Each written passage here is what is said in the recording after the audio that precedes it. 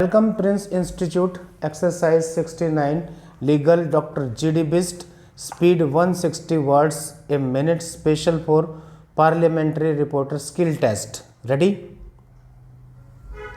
Start. Two paintings auctioned by the appellant company and purchased by two foreign nationals were seized by Archaeological Survey of India as it found the same to be antique in nature. A complaint was made to the CBI which prima facie found the commission of offence under section 3 punishable under section 25 subsection 1 of the Antiquities and Art Treasury Act 1972 and registered an FIR on 29 January 2004 for offences punishable under section 120B IPC and section 25 subsection 1 read with section 3 of the act, and after investigation filed charge sheet on 28 April 2004 against the appellant and the two foreign nationals. Thereafter, the appellants filed writ petition number 16598 of 2004 in the High Court challenging the report of the Director General ASI and confiscation of the said two paintings under the Customs Act.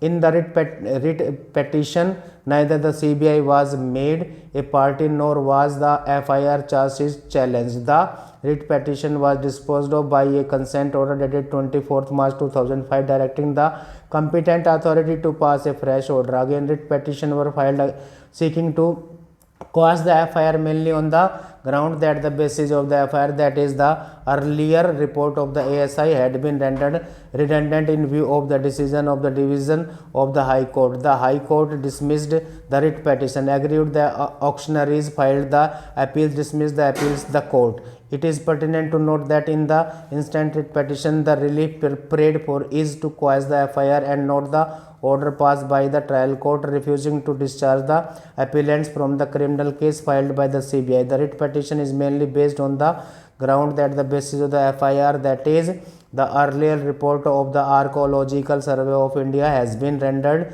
redundant in view of the decision rendered by the Division Bench of the High Court by order dated 24th March 2005. There is no explanation whatsoever forthcoming from the appellants as to why they did not implead the CBI in writ petition and challenge the FIR, though they were aware of the same. I cannot be said that the basis of the FIR does not survive in view of the judgment of the Delhi High Court in writ petition of 2004. The High Court mainly observed that in view of the consensus arrived at between the parties thereto, it will not be necessary for the parties to give effect to the earlier report, and if a new report is passed, the earlier report will not be given effect to. The earlier report has not been set aside the High Court, and obviously to continue its operation a new order is to be made by the Director General ASI, which has not so far been passed. At any rate, all these pleas may be advanced if at all available to the appellants in the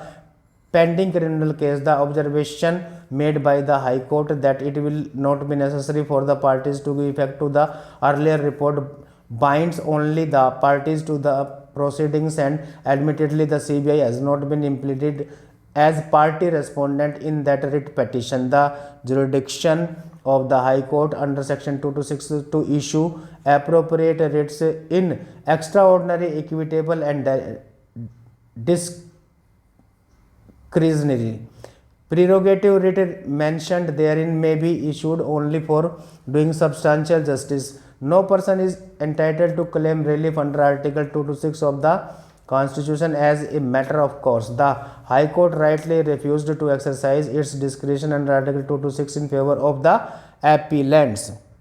On the facts and circumstances, this court is not inclined to exercise discretion under Article 136 of the Constitution of India to grant any relief to the appellants. It is evident from the record that after registration of the first information report, the CBI made detailed investigation in the matter and filed charge sheet for the offence punishable under section 25 subsection 1 read with section 3 of the Act.